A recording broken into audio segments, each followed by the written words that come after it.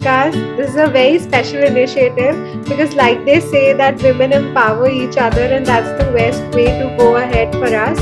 So, today we have a very special person, Dr. NAINA Kumar Agarwal. She's someone I've known from my childhood, and we've shared the same school as well. So, welcome, NAINA. Thank you so much, Palak, and I'm absolutely honored to be with you here. And we're going to have a lot of fun. And let's Hope so. talk. Yeah, so just a brief introduction about Naina. Naina has done her schooling from MGD Girls School and also Jayashree Periwal High School. Naina completed her MBBS from SMS Medical College and also done her super specialty and MS surgery from there only. She's a cancer surgeon, inspiring so many other women around her. And kudos to you, Naina, for everything that you're doing in a male dominated field like surgery, and we're really proud of you. So thank you for being here. Now let me start with your childhood. Like they say that children are like little sponges absorbing everything that goes around. So how did your schooling impact you? Did you ever face things like bullying, and what would you say about that? Palak, as you know, we both were in MGT, and MGT shaped us in every way. And I'm thankful that they taught us everything we needed to know. Apart from studies, the best thing I remember is that we used to have that moral science class. We have to used to have a special book in which we used to study stories about people and kindness. I think looking past, now looking back over the years, I think that was the most important part of the curriculum, which we can often ignore. And afterwards, when I shifted to JPHS, there also we used to have a EQ class, the emotional quotient class. So in which they used to teach us about how we should interact with our classmates and the family, the kindness. And looking back, I think that was the most important thing which was taught to me and which shaped the behavior. So school in this way, we were lucky. I think that is an important part. Apart from that, just taking everything together, not just the studies, or the any hobby which you like to do. I think both the schools taught me that it is possible to take everything together, so that when you grow up, it's not just work. Because if you just are concentrated into your work, it will become monotonous. So we can just try to keep our hobbies together. So I'm thankful for to both my schools for teaching me these two things. It's beautiful. But did you ever face like there's a negative side to it as well? Sometimes children come up with complaints that they're facing bullying in school or somebody commented and then it Yes, really impacts their psyche. Have you ever faced yes, anything? bullying. Of course, bullying. I think there's no child who has never faced bullying, whether it is you looking darker, or you having spots on your face, or you're looking fat or thin or malnourished. I think everybody has something to say about you, and that is not cool.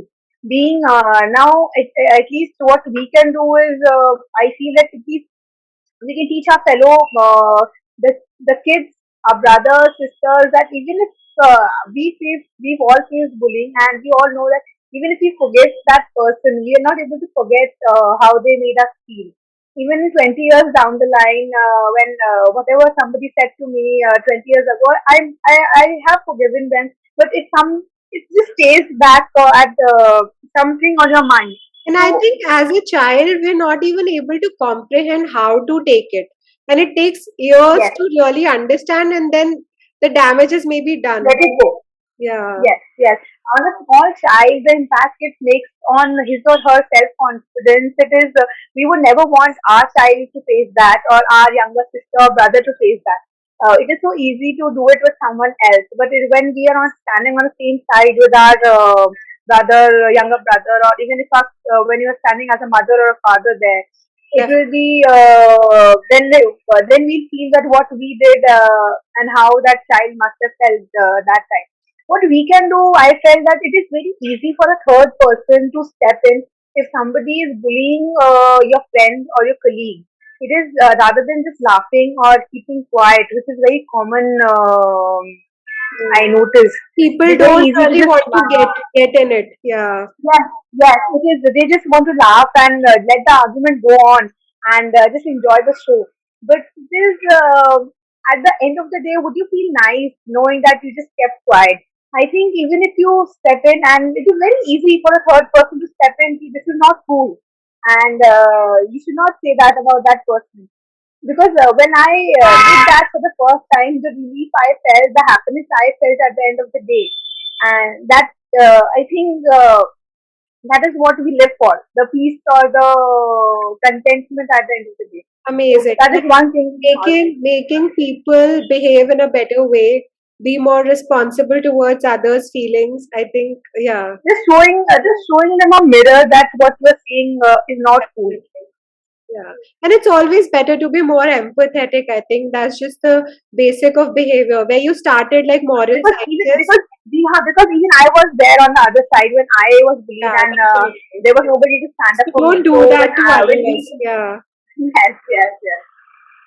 Okay, and Nana, like when you became a student, when you were pursuing MBBS, it definitely comes with a lot of baggage and, a lot of heavy studying and heavy hours of, the devotion towards your studies, a lot of competition. How did you take so much, and what was your inspiration that really, kept you going even on the difficult days?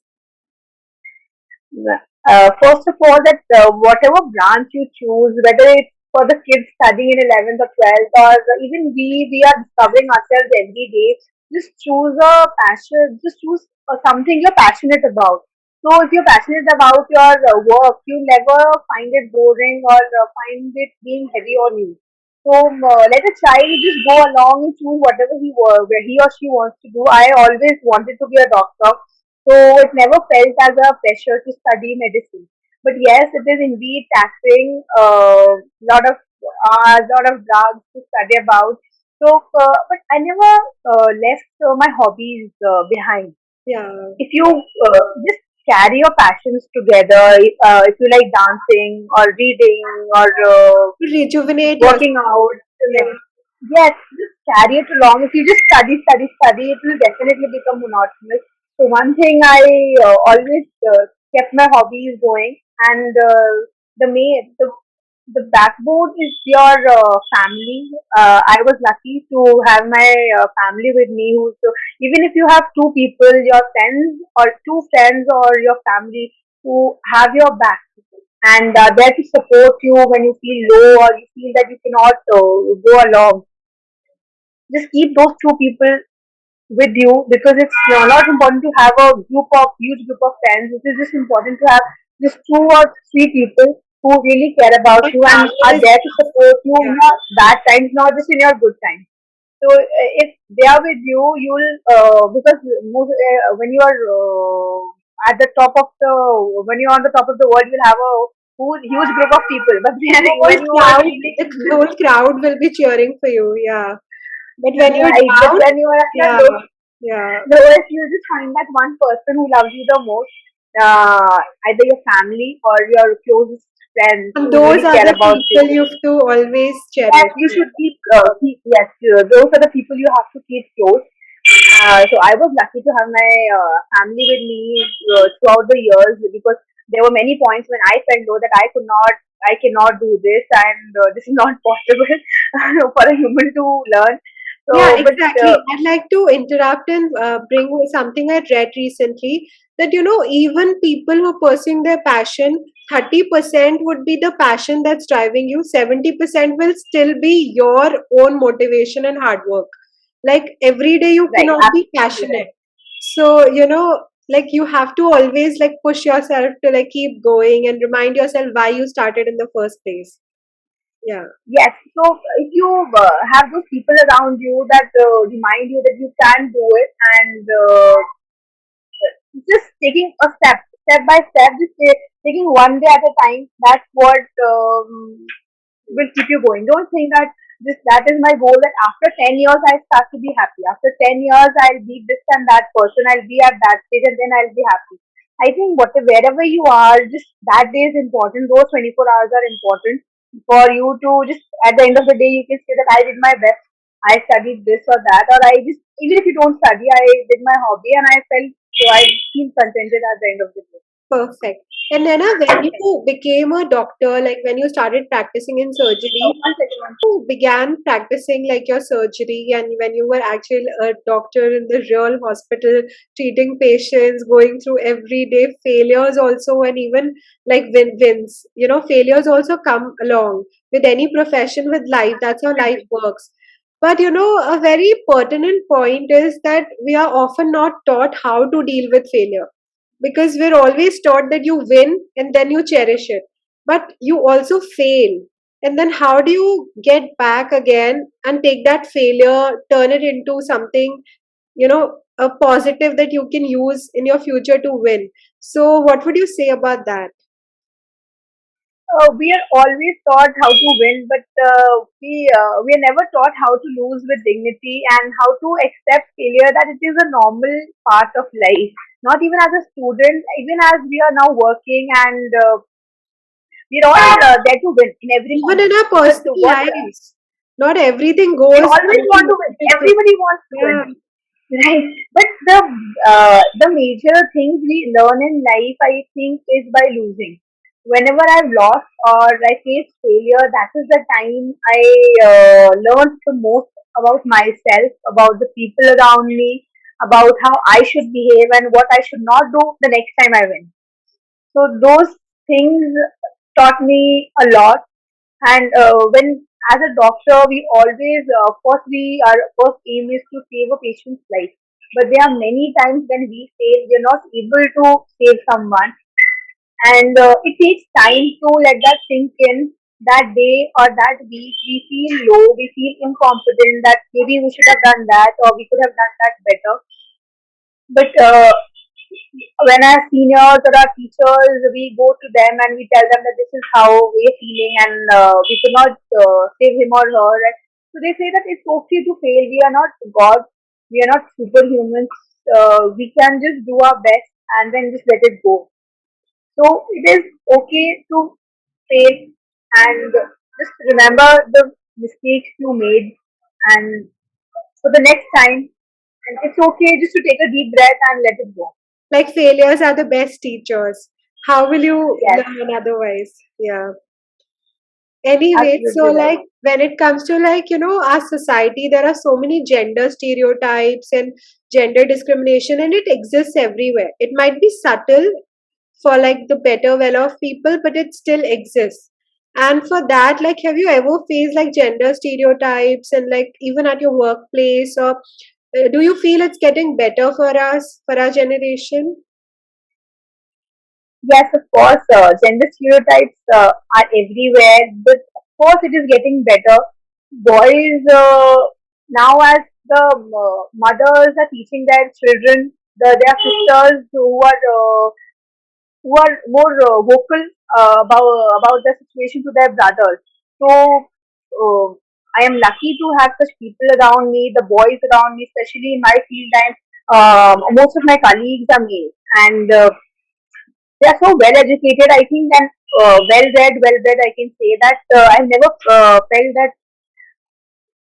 I'm a girl and I cannot do this just because I'm a girl. I'll not be able to do this. It never made me feel. I'm a surgeon, and that's how they made me feel. So if the if a girl is you have to feel that I am able to do this and I will do this. Being a girl, you can never say that I'll not do this because I'm a girl.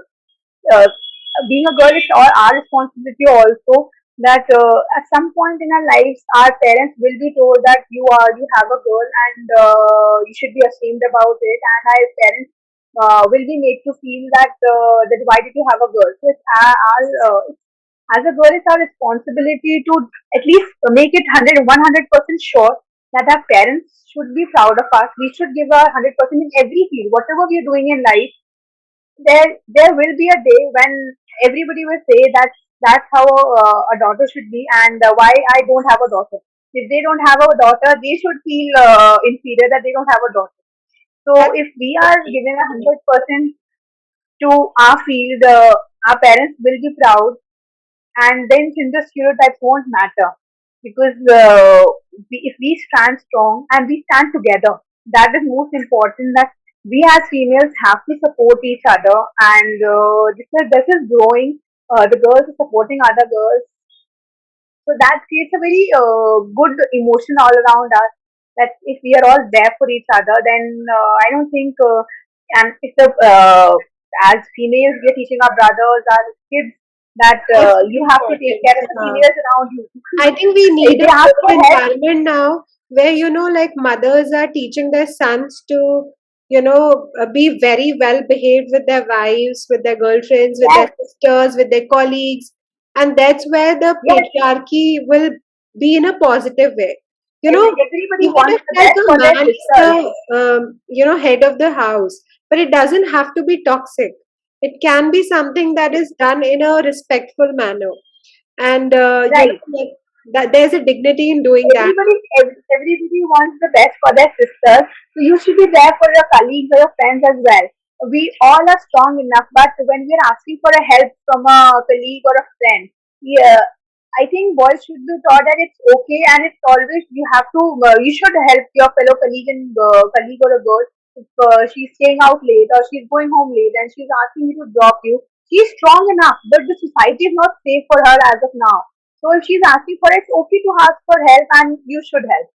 So And like for like mental health, since the series is about mental health, I'd like to say one thing that, be it a girl, be it a boy, be it a woman or a man, you are your own best person. So the first person who can come to your help is you yourself, and just try to help yourself the best way, make yourself happiest, and then you'll keep others around you happy and, fulfilled. I think right, that's right. also Huh. very important. A Yeah, vessel can only pour if you feel full. exactly. So first you have to be at peace with yourself. Then only you can make the world better. Definitely. Recently, Rena, somebody has suggested me to start watching BK Shivani and, the Brahma Kumari Foundation. And it really impacted me, because I'm very interested in spirituality. It just made me feel like, that sometimes you yourself are not fit to impact others in a positive way. And that's where you have to really bring in the best from within in yourself, and that's how you leave a mark on others. And I think being woman, like whether it's our mothers or whether it's us or anybody working in a field and representing whole of the womanhood, you have to be a very strong individual, a very positive individual, and that's when we all win as a community, and inspire each Making other. world a better place, I think that is what matters at the end of the day. Yeah. So, like, any last concluding message? Like, it was really inspiring to hear you speak, and even your journey has been so beautiful. But anything you would like to share with all women watching this, and even the men? Last time we were discussing about mental health, and it just made me think that even I am struggling every day to just be in the moment. Sometimes I'm thinking what I should have done or what I did, and some other time I'm thinking that what I will do or what I should not do. But what I'm currently doing or where I am currently, I don't notice it. Never in the So present. Yeah. Either never in the worrying about present. the future or cross questioning the past. Yeah, like Exactly. That's Gita every says live in woman. the present. It's so simple to follow that, but we're always But super it is so anxious. difficult for us. It is so difficult because we have that phone in us. Recently, I went to a restaurant and there was a group of friends and 10 people who were there to celebrate a birthday. They and everybody was on the phone, and it is so common for us also that we just go and we all are sitting, and it's such a rare moment. After COVID, it is even more important that I realized that it is a delicacy to be around people and to be surrounded by people. So why not just take the time to notice them and Enjoy not the on the moment. phone? Not worry about who's gonna see my Instagram story and how. Yeah. Exactly. Huh. See, just because everybody has a phone, everybody has WhatsApp, and everybody has tons of messages waiting. But I've noticed people being on the phone when they feel anxious or there's lots of confidence. It's not cool to use a phone in front of other people. Why not just keep your phone aside and just enjoy where you are? Just enjoy being a That's a restaurant, very eating food, amazing, looking around. amazing thing you pointed out, especially for our generation, which is ruined by social media and has forgotten to live in Exactly. the present. Yeah. Everybody is just हाँ कि बस ये एक message कर दूं, बस ये एक मैसेज कर दूं, ये एक वो And कर दूं, पोस्ट कर comparing लीजिए our बस life इम्पोर्टेंट to है. one another. It's like a whole performance on social media, and then you're always comparing your life to someone or the other. Nobody's life is perfect. As much as I'm active on Instagram, but still I face moments when I feel low, I feel sad, and but nobody posts about that. Yeah, So don't compare that everybody's life is perfect and my life is going low because on Instagram it shows like that. Because just just enjoy wherever you are, because even I'm struggling day by day. When I'm driving, I just keep thinking about when I'm going or what I'll do today, but I don't notice the things around me, the people passing through, or the car. Just the drive, the half an hour goes by, and after half an hour, I realize I've reached my destination. I did not notice a thing. And what is the I think point the of best way to like, living uh, like this? yeah, I think the best way to like avoid social media negative impact is A, just be very aware of this fact, and B, cut down your time to as negligible as possible. Like social media should only be like maybe half an hour of your day unless you're a blogger. So it's very important to be Even if aware. you are a blogger, you can click your pictures and you can post them later at night when you are alone, not in front Yeah, of the people you're sitting with. It's not just important to post the story there and then. You can post it. It's just a personal opinion. I felt that that moment is rare when you're sitting with someone. Someone is giving you that time. You can learn from their experiences. You can talk to them. Just uh, ask them questions that you'll never find. That moment you'll never find again. yeah, So that what is I am struggling with every day, to be present in the moment. yeah. So let's hope it gets I better. think most of us are. And that's why we worry so much, overthink, and create a web of thoughts where we ourselves are unable to find a way out of. So I think, Exactly. yeah, so it's best to like settle your mind, sort out your thoughts, and then believe in yourself and just go for your dreams. Isn't it? You pointed us all. Yes, exactly. Agreed. Okay, so Naina, thank you so much for doing this. I cannot even tell you how much you have left an impact on so many women and I'm sure men. And your, positivity, vibrance, your smile is just so stunning. Thank you. No, thank you so much, Palak. It was a delight to be with you, to talk to you, and to reminisce about the days we spent together in MCT. We had Definitely. so much fun in school. Just like we have to bring that time again, that childhood, the how free we used to feel. Why not? Why don't we feel that when we are Exactly. adults or we are The working? curiosity, wanting to know the why of everything and enjoy little Yes, and things. being good, being the way the little kids are, they're just so innocent, and whatever they actually feel, they say. Why do we as adults we have to think twice? And it's so easy to say the bad things, but it's so difficult to appreciate someone or say a nice thing. So just being a child, I think that's how we should relearn again. Definitely. Okay, Rena, thank you so much. And hopefully, we'll do this again someday soon, where you'll impact more and more and more women. And keep going. Kudos to you and keep making us proud. And thank you for being here.